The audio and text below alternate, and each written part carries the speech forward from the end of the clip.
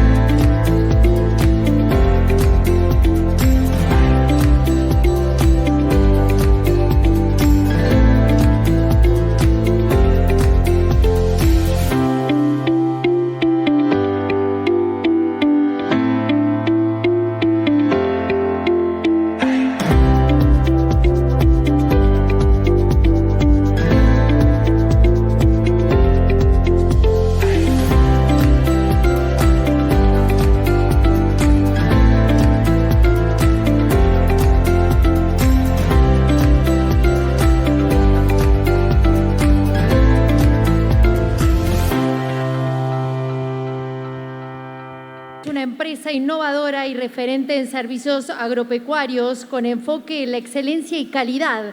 Ofrece comercialización de productos, asesoramiento agronómico y contable y servicios avanzados de acopio de cereales. Ubicada en Tránsito Córdoba, es centro de servicio Innova de Monsanto y Bayer. Sanoy Agro y Servicios Sociedad Anónima es la empresa que auspicia la presencia de Sergio Supo. Ustedes ya lo saben, lo escuchan habitualmente en Cadena 3, leen sus columnas en el diario La Nación, sus comentarios y opiniones en La Voz del Interior, pero es muy distinto tenerlo aquí, sentado frente a ustedes y explicándole qué es esto de la Argentina, cambio profundo, experimento fallido. Recibimos con un aplauso a Sergio Supo.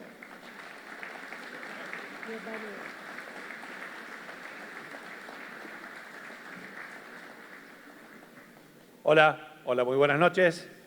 Hago una primera aclaración previa. No traje PowerPoint porque después de ver a un presidente que nos pasaba unas filminas, a mí me quedó un poco de idea con el tema de las filminas.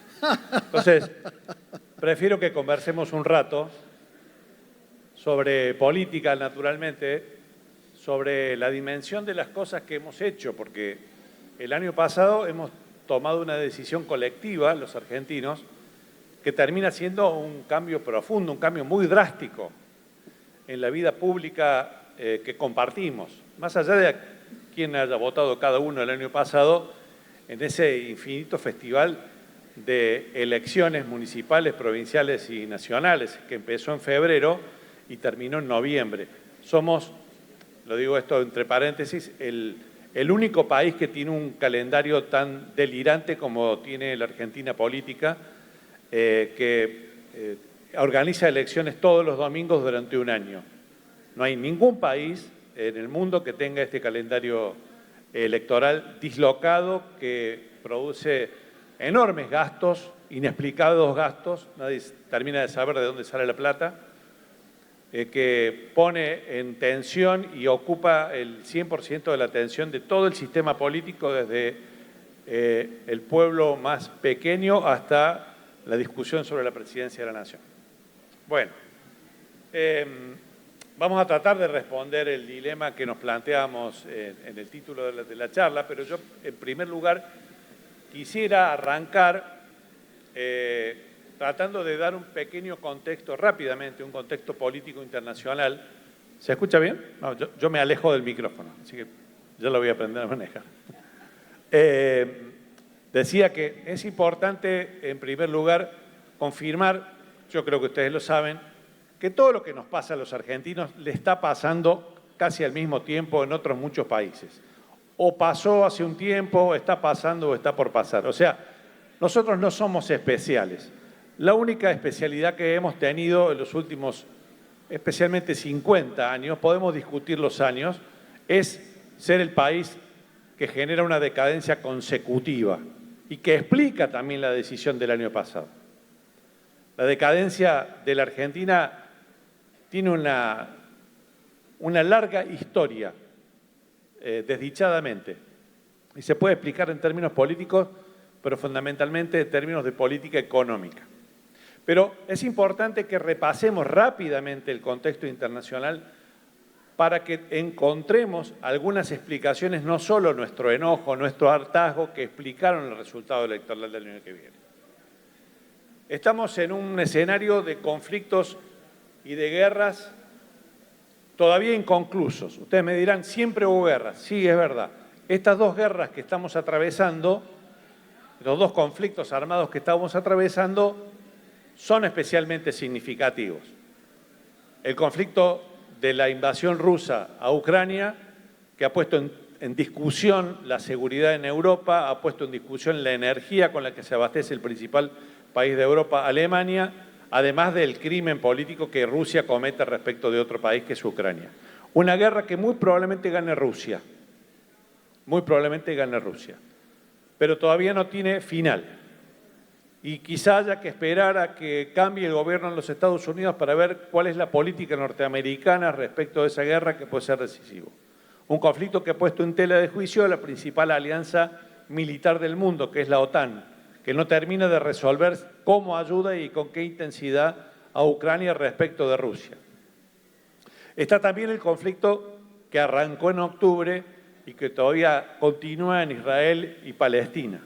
Un conflicto que ha generado, como ustedes saben, además de escenas y situaciones horrorosas, una rediscusión sobre los términos de los enfrentamientos bélicos en la región más caliente en términos geopolíticos del planeta, que es Medio Oriente. Tenemos otra guerra, que no es una guerra que se libra con armas, que es la guerra comercial entre Estados Unidos y China, y eso es muy importante. Es quizá para la Argentina el dato más importante. ¿Cómo se resuelve el enfrentamiento, la competencia por la supremacía económica y posteriormente política entre China y Estados Unidos? Es una pregunta esencial para entender lo que pasa en el mundo. La mayor parte de las decisiones políticas que toman las dos potencias tienen una afectación directa sobre nuestra economía, sobre nuestras realidades. La nuestra realidad argentina y la de la mayoría de los países con los que ineludiblemente intercambian productos, relaciones políticas, culturales y económicas ambos países. Vivimos también, y no les voy a decir nada que ustedes no sepan, en un mundo de fuerte insatisfacción. No somos los únicos insatisfechos. Hay señales crecientes de hartazgo social que incluso han puesto en tela de juicio valores que se habían acentuado en las sociedades libres durante muchos años. Por primera vez hay discusiones fuertes sobre el valor de la democracia en países muy importantes. Y esto es un dato muy inquietante y muy preocupante, porque se pueden romper consensos establecidos sobre el modo libre de relacionarnos como sociedades al interior de los países y entre los países. Hay, además, con motivo de este hartazgo social, especialmente verificado en Europa, pero que ustedes pueden ver muy bien y lo van a ver si siguen con un poco de atención la campaña norteamericana, en países tan importantes como Estados Unidos, Francia, Italia, España. En Europa han aparecido partidos que expresan reacciones muy viscerales de la población, en general expresan reacciones hacia la derecha, un partido xenófobo, esto es marcadamente racista en Francia, un partido neonazi que no ganó pero hizo una gran elección en Alemania, un partido que no tiene prurito en reivindicar a Mussolini en Italia, un partido que reivindica a Franco en España. Son datos que no existían hasta hace muy poco tiempo en la sociedad más libre y abierta que nosotros conocemos junto a Estados Unidos, que es Europa. Hay, por lo tanto, un contexto que también explica nuestro enojo y lo alimenta, y lo retroalimenta. Y hay un elemento muy importante en nuestras decisiones, no solo políticas, que ustedes tienen en el bolsillo o en la mano, que es, y uno puede simbolizarlo en el celular que cada uno de nosotros tenemos, que es el efecto y el impacto que tiene en nuestras relaciones el uso de la tecnología con motivo de la revolución digital. Creemos que estamos más informados que nunca, que tenemos más conocimientos que nunca, y es probablemente cierto en términos de acceso a la información y de acceso a las cosas que más nos pueden interesar. Pero también es verdad que el universo digital, por lo menos la utilización que hacemos de la revolución digital, de la formidable revolución digital, que no tiene necesariamente aspectos solamente negativos, sino muy positivos en muchos aspectos, también nos sesga nuestro comportamiento. Y entonces terminamos encapsulados nosotros mismos en confirmar nuestras propias creencias, confirmándolas a través de otra gente que piensa más o menos parecidos. Y los algoritmos de nuestros celulares nos van alimentando y retroalimentando. Esto explica muchos resultados, muchas decisiones personales y también muchos resultados electorales que se dan en el mundo. No es una casualidad que Javier Milei haya ganado la elección, no porque nos hayan inducido con el celular, sino porque ya no hacen falta grandes estructuras partidarias para ganar prácticamente en 6 meses desde la nada una elección presidencial con la dimensión que tienen las estructuras y los fondos que tienen las estructuras partidarias en la Argentina. Entonces, eso también explica cambios y mutaciones. No me quiero ir del escenario internacional para decir que, como nunca somos interdependientes, porque dependemos, por ejemplo, de los chips taiwaneses para tener teléfonos, y Europa depende del gas ruso, sobre todo Alemania, para funcionar, y eso ha generado los conflictos que ustedes ya conocen, pero al mismo tiempo genera un rebrote de nacionalismos en lo político y un rebrote de proteccionismo económico en la interrelación de los bienes y servicios que tienen las sociedades. Hay cada vez más políticos de países extremadamente liberales que son o ganan elecciones y ganan terreno político prometiendo poner barreras a sus economías. Donald Trump es uno de ellos. O sea, Donald Trump es un candidato que ganó la presidencia, representando lo que en Estados Unidos se llama los blue collars, los cuellos azules, los obreros norteamericanos. ¿Y por qué cobró popularidad un hombre que venía de la más alta clase social y representaba al Partido Republicano entre los obreros norteamericanos que supuestamente han votado siempre al Partido Demócrata, que es un partido más de centro que el Partido Republicano? Estoy haciendo una generalización que no necesariamente es absoluta, por supuesto. Porque Trump captó el enojo social colectivo de vastos sectores de los Estados Unidos que sufren el despoblamiento de las empresas, la migración de sus empresas, por ejemplo, a México o a otros países donde el costo laboral y de operación es mucho más bajo que en Estados Unidos. Por eso ustedes habrán escuchado en la anterior campaña en la que Trump le ganó a Hillary Clinton, prometer la construcción de un muro que le iba a hacer él pagar a los mexicanos. Hay un pedacito de muro, el muro naturalmente nunca se construyó, pero con eso Trump ganó la presidencia. Contesto ahora rápidamente las preguntas que me dejaron colgadas para no irme sin responder las preguntas que dejaron planteadas mis estimadísimos y apreciados colegas que me precedieron. ¿Quién va a ganar la elección de Estados Unidos? No lo sé. Segunda pregunta, ¿va a haber más proteccionismo con Trump que con Kamala Harris? Es muy probable que Trump trate, para defenderse de China, de cerrar de proteger algunas áreas de la economía norteamericana. Sin embargo, no creo que eso nos afecte significativamente. No creo que eso ocurra.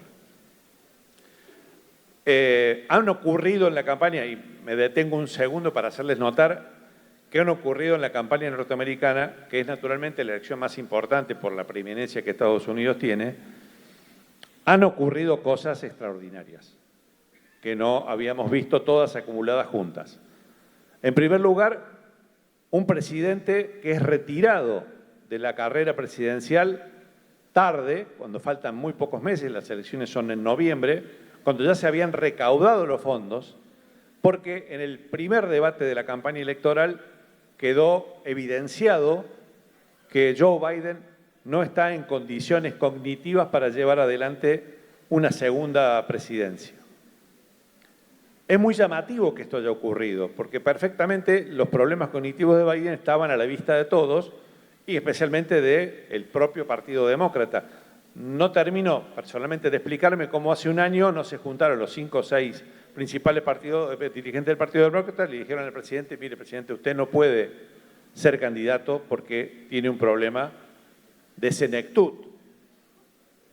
Ahora, así y todo, Biden, hasta tener que declinar la elección, venía peleando palo a palo con Donald Trump. Y eso explica también un nivel de grieta política y de convencimiento del electorado de que no importa quién sea el candidato, yo quiero que pierda Trump, no importa quién sea el candidato demócrata, yo quiero que gane Trump. Hay una división que tiene algo de irracional, porque nadie votaría a un presidente que claramente tiene problemas cognitivos.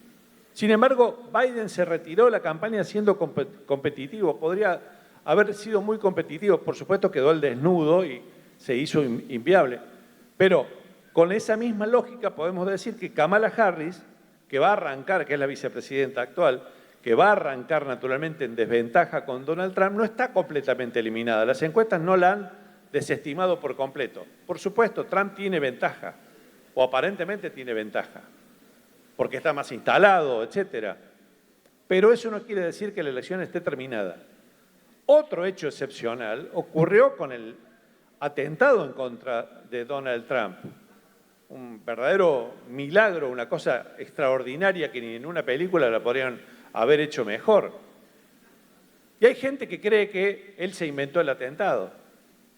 Bueno, estamos también en un tiempo en el que es muy común y muy frecuente reemplazar los hechos por creencias y convertir esas creencias en verdades reveladas y absolutas. Es un dato que hay que tener muy en cuenta porque también ocurre aquí entre nosotros. El hecho excepcional de la campaña se va a completar con una mujer que como vicepresidenta tenía un bajo perfil, pero que ahora cuando emerge como candidata recauda en un día $50 millones adicionales a lo que ya tenía recaudado Joe Biden para la campaña. Bueno, me voy de Estados Unidos y entramos un poco a la Argentina. ¿Cómo llegó Milei? ¿Qué hizo posible que llegara Milei? Estamos terminando el mes de julio. Hagamos un repaso rápido. Piensen dónde estaban hace un año y qué pensaban que iba a pasar con la elección presidencial en julio del año pasado. Sensatamente, ¿alguno de ustedes creía realmente que Milei tenía posibilidades de ganar? Aunque les llamara mucho la atención, aunque ustedes hubieran estado ya decidiendo, muchos de ustedes probablemente, que iban a votar por Milei en las PASO de agosto. Digo porque pocos vieron venir el fenómeno. Pocos vieron venir el fenómeno. Y es realmente un fenómeno que no se explica tanto por Milei, sino por cada uno de los electores que decidieron consecutivamente convertirlo en presidente.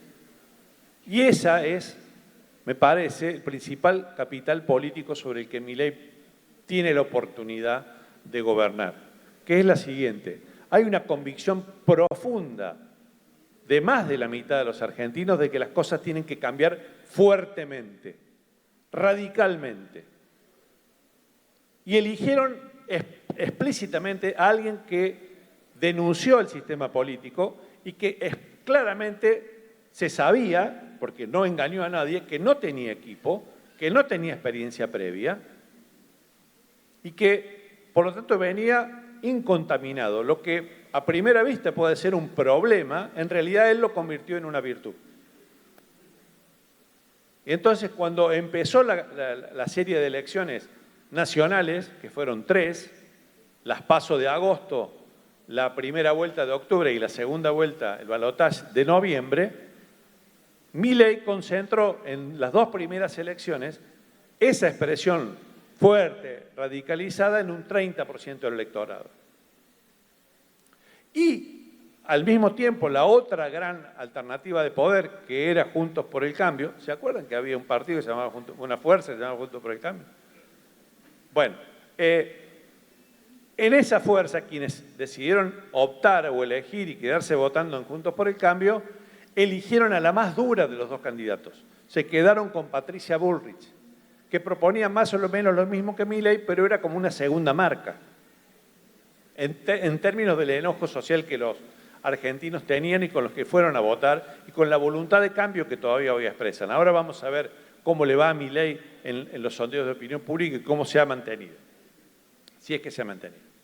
Entonces, cuando llegó la hora del balotaje, definido que, aun cuando Massa había ganado la primera vuelta, Sergio Massa, el candidato de Cristina y de Alberto, bueno, aún a pesar de eso, Massa llegó sin posibilidades a la segunda vuelta porque había simplemente que sumar a Milei más Bullrich, más algunos votos de Schiaretti, para darse cuenta que Milei iba a ser el próximo presidente. Tiene, por lo tanto, y este es un dato importante para los vientos en contra que en algún momento le pueden aparecer a Milei, una doble integración del voto que lo hizo presidente. Los que están realmente convencidos de Milei, 30%, y 26% que lo votaron como segunda alternativa, que lo votaron cuando quedaron solamente 2 candidatos. Sin embargo, 8 meses después de asumir la presidencia, Milei en la mayoría de los sondeos no mide menos de 48, 50 puntos. O sea, pese a la dureza de las medidas económicas que ha tomado, pese a los efectos que esas medidas están teniendo sobre la economía en términos de recesión económica, hay por lo menos la mitad de los argentinos que apoyan a Milei en forma permanente. Eso habla de la convicción con la que fueron a votar el año pasado. Y yo quiero tomar solo 2 antecedentes, porque no es que Milei es todo nuevo y no hay antecedentes en la Argentina. En 40 años de democracia hubo 2 decisiones fuertes antes que elegir a Milei. La primera decisión fuerte fue el 30 de octubre del 83. Los argentinos no solo eligieron a Raúl Alfonsín presidente de la Nación, sino resolvieron que no iba a haber más partido militar. Ya sabemos que como había terminado el partido militar, derrotó en Malvinas, una enorme crisis económica, más todo el problema que dejó en materia de desapariciones, etc. No voy a contar la historia del proceso. Pero lo cierto es que la Argentina encaminó hasta hoy, y ya llevamos 41 años, el ciclo democrático institucional más largo de su historia. Y eso es muy importante. Es una decisión que dura hasta hoy. Y hemos tenido problemas institucionales serios como la caída de la Rúa, pero no hubo un golpe militar cuando se cayó de la Rúa. Se resolvió institucionalmente el tema y hubo un presidente interino que completó al menos una parte del mandato. La otra decisión fuerte tomada por los argentinos fue la elección de Carlos Menem, el 14 de mayo de 1989. Hiperinflación, Alfonsín se fue mal, un enorme trauma social provocada por aquella ola hiperinflacionaria que terminó anticipadamente con el mandato de Raúl Alfonsín, que habilitó a Menem a un cambio drástico que él no había comunicado. Y acá empezamos con las diferencias para comparar a Menem con Milei. Menem no avisó que iba a ser el ajuste que hizo, la transformación que inició, la liberalización de la economía, el camino liberal que inició una vez que fue presidente. Esa es una primera diferencia. Milei sí nos avisó, sí notificó claramente qué iba a hacer. Y lo está haciendo. Después juzgarán ustedes cómo lo está haciendo. Para eso hay elecciones el año que viene. Hay otra diferencia importante. Carlos Menem hizo una enorme transformación de la economía y del sistema de relaciones políticos de la Argentina al frente de un partido político enorme, el peronismo, que todavía existía como tal, orgánicamente, y con una experiencia previa de haber sido gobernador en por lo menos 3 periodos en La Rioja y un rodaje político de muchos años de experiencia. Tenía un gran equipo, sumó otra gente que no era necesariamente del peronismo y él tenía una gran experiencia de gobierno. Una diferencia muy significativa respecto de Javier Milei. Ahora, lo que se propone Milei es lo que se propuso y en algún sentido Carlos Menem hizo con la economía en los años 90. Yo tengo por profesión poner en duda las cosas y contar lo que me parece que veo. Y esto a veces va en contramano de los deseos de la gente que me lee o me escucha en la radio. Pero yo no sería sincero con ustedes si no paso a enumerar algunas cosas que veo del gobierno de Milei y que pueden ser un problema futuro, si no lo están siendo ya. Después veremos también, si quieren, las oportunidades que Milei tiene y si las puede o no puede eventualmente aprovechar. Les aviso que no traje la bola de cristal, yo no sé predecir el futuro y si escuchan a alguien que les diga lo que va a pasar la semana que viene, no le crean. La primera cuestión de Milei es cómo se para frente a algo que él hizo, no voy a decir sin querer, porque su triunfo provocó, pero él no es responsable de que el triunfo de Javier Milei haya detonado y destruido el sistema político tal cual lo conocimos hasta las elecciones del año pasado. Hay, por lo tanto, nombres de partidos políticos, dirigentes que representan esos partidos políticos que han roto sus vínculos y están en una crisis profunda. Los muchachos de Juntos por el Cambio, que ya no existe como tal, Juntos por el Cambio, el radicalismo por un lado, la gente del PRO por el otro, la coalición cívica por el otro, una parte del PRO que ya se fue con Milei, sin hacer ninguna alianza de dirigentes, ya se fue con Milei, estructuralmente, la gente de Patricia Bullrich, el peronismo, que tiene varios grupos dispersos, es como un archipiélago, un grupo de islas que flotan y sobreviven en distintas gobernaciones y en los gremios, que es el poder más estable que ha tenido el peronismo siempre, pero ustedes no pueden encontrar hoy relación posible entre Axel Kicillof y el gobernador de Tucumán, Jaldo, que es el peronista que más cerca está hoy de Milei. Pero también junto a Milei está el gobernador de Catamarca, Jalil, y también fue a firmar el pacto de mayo el gobernador de Salta, Sáenz, y hasta fue el gobernador de Santiago del Estero, que era el más kirchnerista de todos los kirchneristas hasta hace 2 semanas. Hay, por lo tanto, en el peronismo un enorme desconcierto político. Y hay otro dato que me parece que se los dejo para que lo tengan en cuenta como clave cuando ustedes vean hablar los dirigentes políticos, que ha pasado y es muy importante en los últimos tiempos y ha cobrado una relevancia mayor de la que tenía antes de este estallido político que hubo el año pasado. Una cosa son los dirigentes y otra cosa son los votantes de aquellos dirigentes. Entonces, cuando el radicalismo dice no tal o cual cosa, es muy probable que una gran parte de su electorado esté mirando hoy con más cariño a Milei o tenga o conserve sus expectativas respecto de Milei que los propios dirigentes que actúan supuestamente en una representación que difícilmente tengan. Digo radicales, puedo decir cualquier otro partido político. Vale para todos. Entonces, hay un problema de representación muy importante y un proceso de destruido, un rompecabezas en el suelo que se va a ir armando. Es ineludible que se vaya a reestructurar. Alguna parte se le va a quedar el propio presidente, si le va bien, naturalmente. Otra parte se irán, veremos alianzas nuevas que no habíamos visto antes. Es muy probable que veamos alianzas entre radicales y peronistas de la provincia de Córdoba para el año que viene, eventualmente. No lo sabemos. Está en proceso de armado, de rearticulación. ¿Cómo se rearma? ¿En cuánto tiempo? ¿Van a ser una opción de poder para el año de la elección presidencial, para la que faltan eternos 3 años y pico? No lo sabemos. Todavía no lo sabemos. Milei llegó con un discurso muy atractivo, pero al mismo tiempo complicado de asumir. Que es decir, que todos menos él son la casta y que ninguno sirve. Eso está muy bien para ganar las elecciones, pero se hace muy complicado para gobernar. Tardó 7 meses para que le votaran la ley de bases. Finalmente, logró que le votaran la ley de bases con los viejos recursos políticos de sentarse a negociar. O sea, haciendo lo contrario de lo que dice.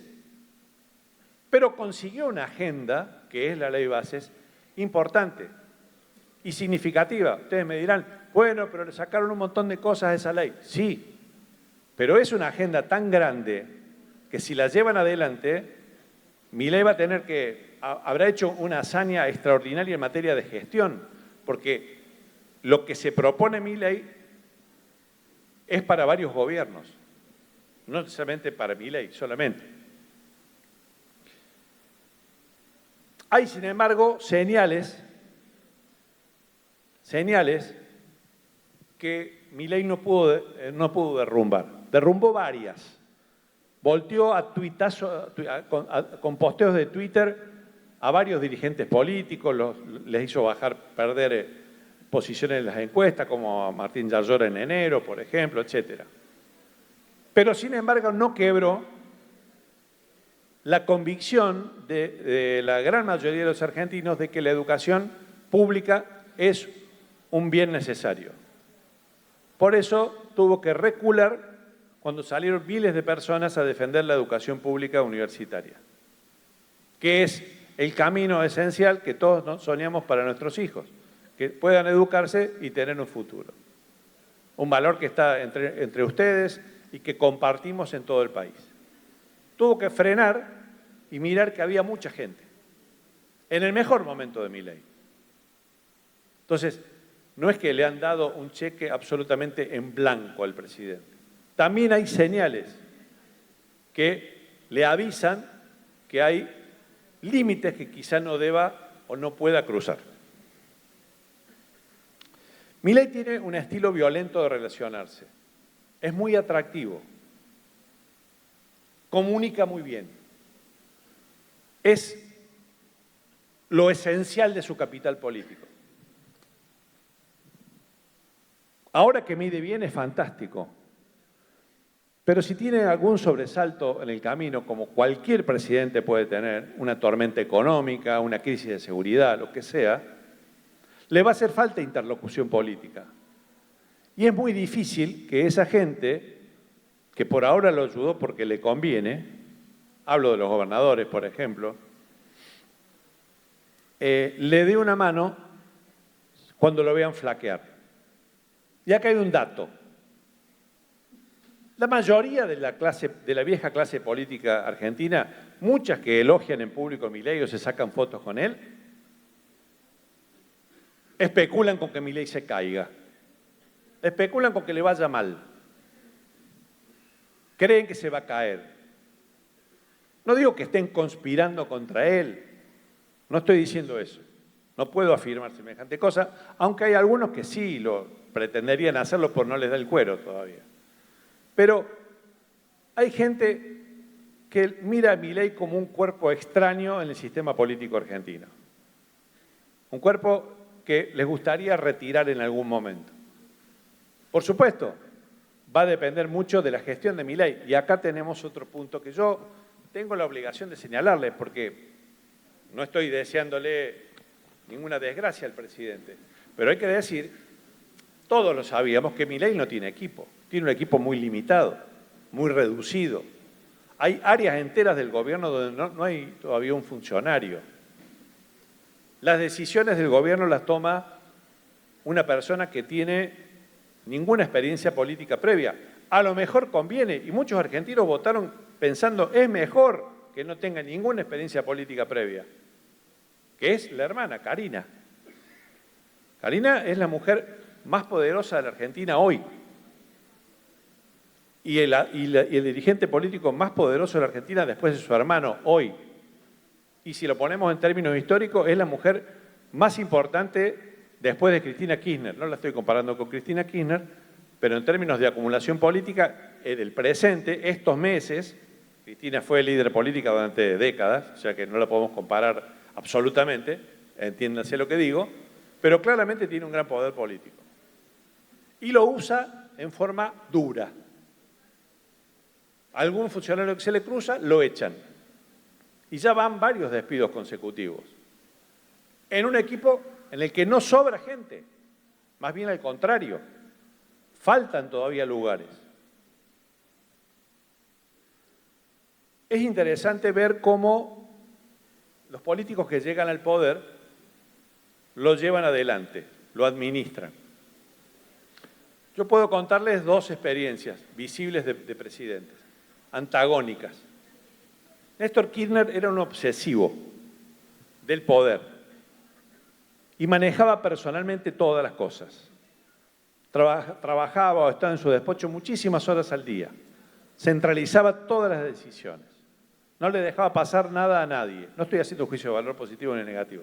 Estoy haciendo una descripción de cómo operaba, cómo funcionaba Kirchner, incluso durante la presidencia de su mujer. Carlos Menem era lo contrario. Era un dirigente que disfrutaba estar donde estaba, tenía un equipo muy eficiente para la época, un ministro de Economía, un canciller muy eficaz, otro ministro del Interior, hablo de Cavallo, Guido Itela, Carlos Corach, un equipo de gobierno al que él le daba autonomía de funcionamiento. Y él lo que hacía era, mientras jugaba un partidito al gol, qué sé yo, le decía, fíjate porque este rumbo está equivocado, yo te dije que fuéramos por allá. Y los ministros se manejaban. Era otra forma de relacionarse. Milei es más parecido a Menem. Milei es más parecido a Menem en ese estilo. No le gusta estar mucho tiempo ocupado de los temas puntuales del gobierno. Son estilos, ¿eh? Funcionan los dos. El de Menem y el Kirchner funcionan. He conocido gente de todo tipo. Schiaretti es más parecido a Kirchner, De la Sota era más parecido a Menem, para ponerle un ejemplo acá local. Bueno, entonces hay un problema. Milei, les dije, no tiene el equipo que tenía Menem. Y ese puede ser un problema. También hay un tema a favor. Voy a decir algo, no algo, varias cosas voy a decir a favor. Milei tiene algo a favor, no solo el sostenimiento de la opinión pública, el apoyo de la opinión pública, que es que la expectativa que él generó está concentrada en un punto. Ese punto es la inflación, fundamentalmente la inflación, bajar la inflación. Ustedes saben que hay vacunas para todo. Y el mundo, hace más de 30 años, 40 años, inventó la vacuna contra la inflación. Adivinen cuál es el único país que no se la puso. Han bajado la inflación todos los países. La inflación era un problema grave para países importantes como Israel en la década del 70. Era un problema grave para muchísimos países. Al punto, por ejemplo, que Europa concentró en una moneda para tener una materialidad y una estabilidad política, económica y monetaria posible. Pero hoy no tiene inflación y tiene índices irrisorios. Bolivia, gobernada por el socialismo o un partido de izquierda. Paraguay, gobernada por un partido de derecha. Perú, no gobernada por nadie porque cambian un presidente cada 6 meses. Chile tiene bajísima inflación. La única alteración que hubo fue el primer impacto que generó la guerra de Ucrania, que encareció los productos notablemente por la crisis energética que hubo en Europa, pero después se remedió el tema. Lo único que no hemos resuelto el problema de la inflación, en forma constante, porque Menem la bajó con la convertibilidad, pero después le reventó ese dique. Le reventó a todos los argentinos, no solo a él. Entonces, lo único que no hemos puesto la vacuna contra la inflación es la Argentina. Milei quiere ponernos la vacuna contra la inflación. Y yo creo que va a tener un gran premio si logra que la vacuna haga efecto. Falta todavía un largo camino, un largo camino. Ese camino uno lo podría medir en meses, yo no quiero hacer ninguna predicción. Tenemos una fuerte recesión económica, ¿qué espera Milei? Por lo tanto, yo no estoy haciendo ningún pronóstico, estoy diciendo lo que, esto es información lo que digo. ¿Qué espera Milei? Seguir bajando la inflación de aquí a fin de año.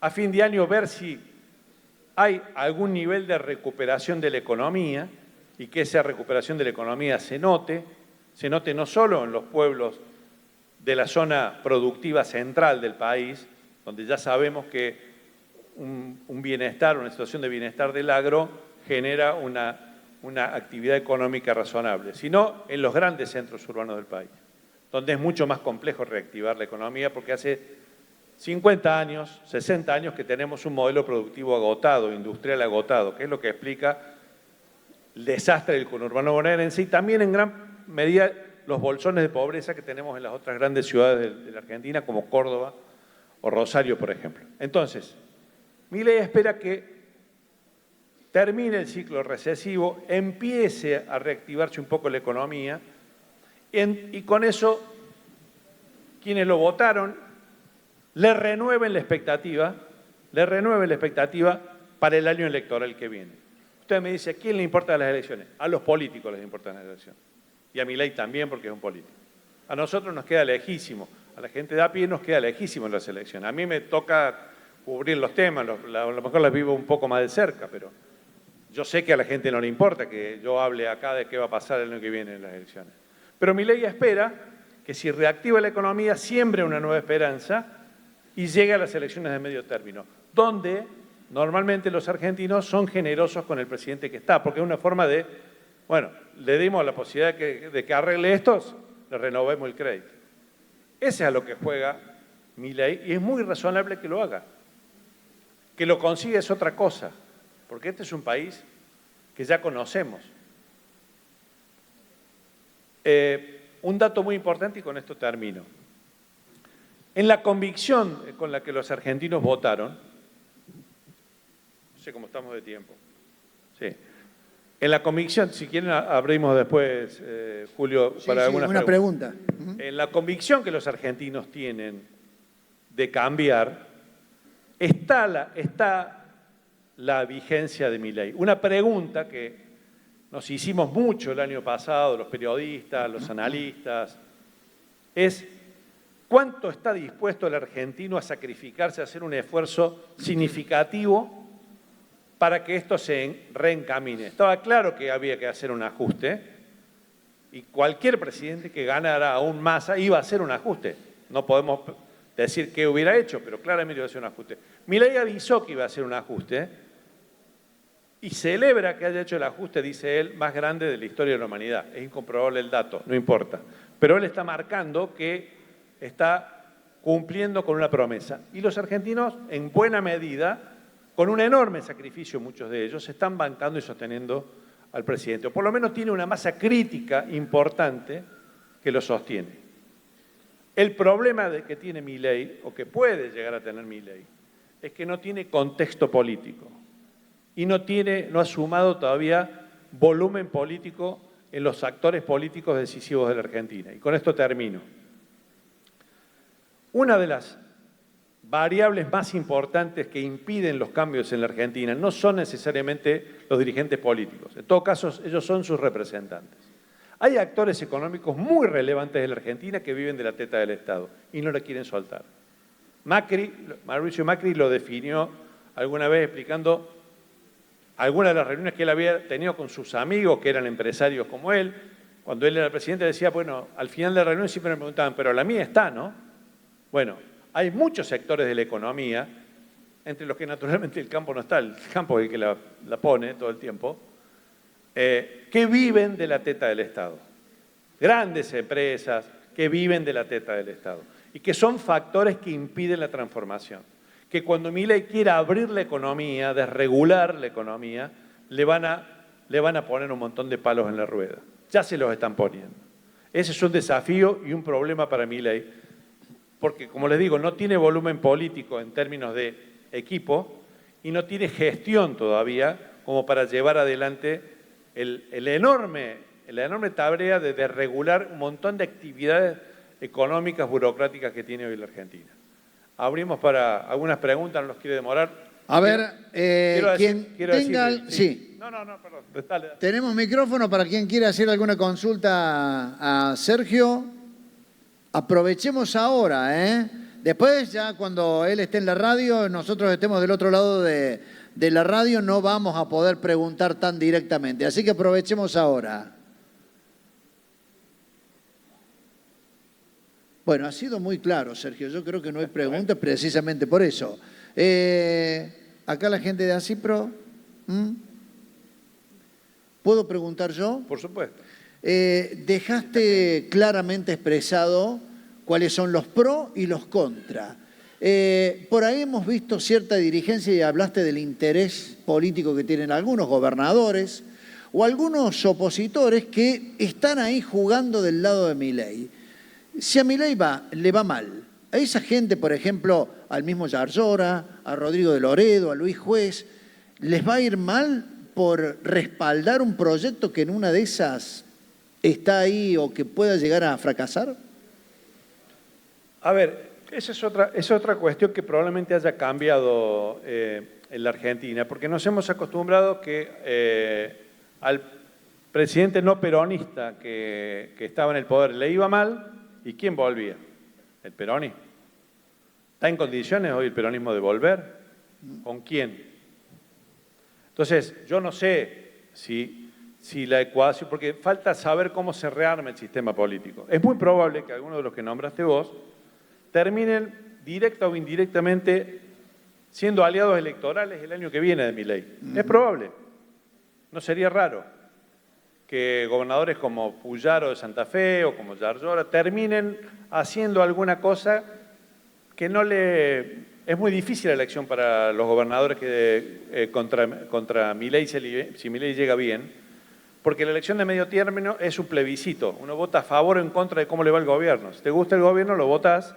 Si no, lo votas en contra. Normalmente los argentinos han sido generosos en la elección de medio término. Ajá. Es muy difícil predecir el año que viene. Imagínate la presidencial del... Y un escenario porque Milei ha tenido en el Congreso que valerse de aliados. Lo supo conseguir hasta el momento. Sería realmente complicado si no le va muy bien en esas legislativas, ¿no? No, por supuesto, por supuesto. O sea, Milei depende fundamentalmente del apoyo de la opinión pública. Y el apoyo de la opinión pública que vale es el registro electoral en las urnas. Sin ningún lugar a duda, se le va a complicar mucho. Pero yo creo que hoy tiene más posibilidades de que le vaya bien a que le vaya mal.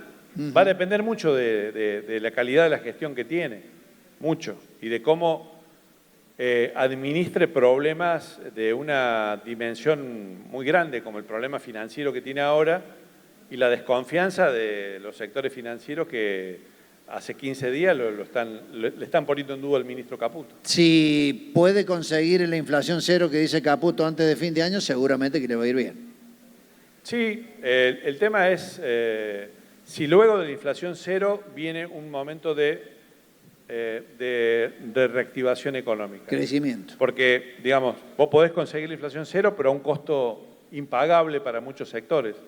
No hablo ya solo del empobrecimiento de la gente propiamente dicha, sino se le puede tornar inviable a mucha gente, a muchas empresas la actividad. Bueno, veremos.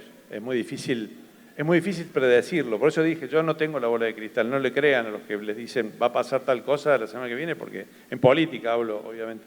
Es muy difícil predecirla. Bien, acá nos queda una pregunta, la última.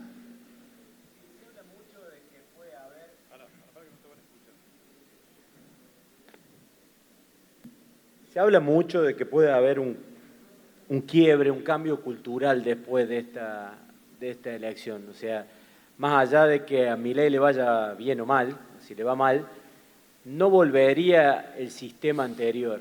No volveríamos al sistema anterior, sino que volveríamos a elegir a alguien que sigue el camino de Milei por más que a Milei le haya ido mal. ¿Cómo lo ves? ¿Cómo ves el cambio cultural en la gente? ¿Si es así o realmente es economía solamente? No, es que la economía en este caso tiene una gran importancia, pero la decisión es política, siempre es política. O sea, la decisión de cambiar es una decisión política, fuerte. Milei la expresa hoy. A lo mejor mañana la sociedad se cansa, estoy diciendo una cosa en el aire, completamente en el aire, se cansa y encuentra que necesita a alguien que exprese consensos. que era lo que planteaba equivocadamente en su oferta electoral Larreta, por decir algo. Yo creo que la Argentina de hoy tiene un nivel de acuerdo sobre un curso de la Argentina hacia la apertura económica y el liberalismo que no ha tenido en mucho tiempo. Y eso se expresa en la convicción de muchos dirigentes. Si vos querés, queda solamente un 30% que expresa el kirchnerismo más radicalizado. Una gran parte, o una buena parte del peronismo, piensa parecido a los radicales, piensa parecido al PRO. En definitiva, piensa parecido a Milei, aunque Milei lo expresa en forma muy radicalizada y muy rotunda. Pero el curso del país hacia el capitalismo, o recuperar el rumbo hacia un país capitalista, liberal, hoy la Argentina tiene yo creo, una mayoría consistente. Por supuesto, hay que ver cómo se aprovecha ese hipotético consenso. Ya habrán visto lo difícil que fue aprobar la ley base, porque cada uno fue a sacar su tajada, su pedazo, para votar la ley. Y eso le va a seguir pasando a Milei. Cada vez que tenga que votar una ley, le van a querer cobrar, como han hecho siempre, los gobernadores a través de sus diputados. Bien, lo despedimos. Una última pregunta. Ahora se entusiasma. Ya es casi las 11 de la noche. Bueno, dale, vamos con la última. A ver, no tenemos un micrófono acá. Mirá, Pobre Sergio tiene que moverse hasta... Hola, un pequeño párrafo sobre la vicepresidenta, en la relación de Milei con la vicepresidenta. Qué tema. Victoria Villarruel piensa con su propia cabeza y tiene un proyecto político propio. Eso al estilo de concentración de poder de Javier y especialmente de Karina, le resulta completamente indigesto. La relación entre ellos, entre Milei y Villarruel, es poco menos que formal, pero está enquebrada políticamente. A ella le va bien, igual que le va bien a Milei. Si ustedes miran las encuestas, ella también tiene un alto nivel de aceptación. Si la ven caminar en lugares públicos, yo la vi en Agroactiva, la vi en Expoagro, le va muy bien con la gente. Por ahora le va muy bien. No comparten el proyecto político, se divorciaron antes de casarse. Pero bueno, forma parte del estilo de Milei. Es un estilo áspero, complicado con un relacionamiento político muy, muy difícil. Déjame decir una cosa para terminar. Sí. Ustedes, algunos deben ser oyentes de Cadena 3, estoy seguro. Quiero decir, y lo digo ahora al final porque no lo digo para quedar bien. Ustedes saben que nosotros hacemos la Argentina posible, empezamos con el Turco Genocid, vamos a los pueblos a contar lo que pasa. Y pasan cosas diferentes al promedio y a la idea que uno tiene en general de la Argentina. Quiero decir que ustedes hayan estado aquí 6 horas, por 10ª vez, porque este es el 10º encuentro, habla también de otro país. Así que yo quiero agradecerles mucho que ustedes se sigan reuniendo, inviten a otros la otra vez, pero la verdad que me congratula mucho de que no solo trabajen, produzcan, no vivan de la teta del Estado, todo lo que sabemos que pasa en la Argentina productiva, en lo que para nosotros llamamos la Argentina posible, sino también que se reúnan a hablar entre ustedes, a deliberar, a compartir las cosas y a empezar a tener la fuerza y la potencia en términos de poder y en términos políticos que se requiere, porque alguna vez tienen que tener una representación política más importante de la que habitualmente el sector agropecuario ha tenido. Lo digo esto sin ninguna demagogia, ni lo digo para quedar bien, pero creo que ustedes son un caso de Argentina posible, ciertamente. Así que muchas gracias y gracias por la paciencia de tanto tiempo. Agradecemos al director periodístico de Cadena 3, Sergio Supo, quien le puso el punto final a estos 3 disertantes que tuvimos hoy en esta 10ª edición de Santa Rosa Productiva.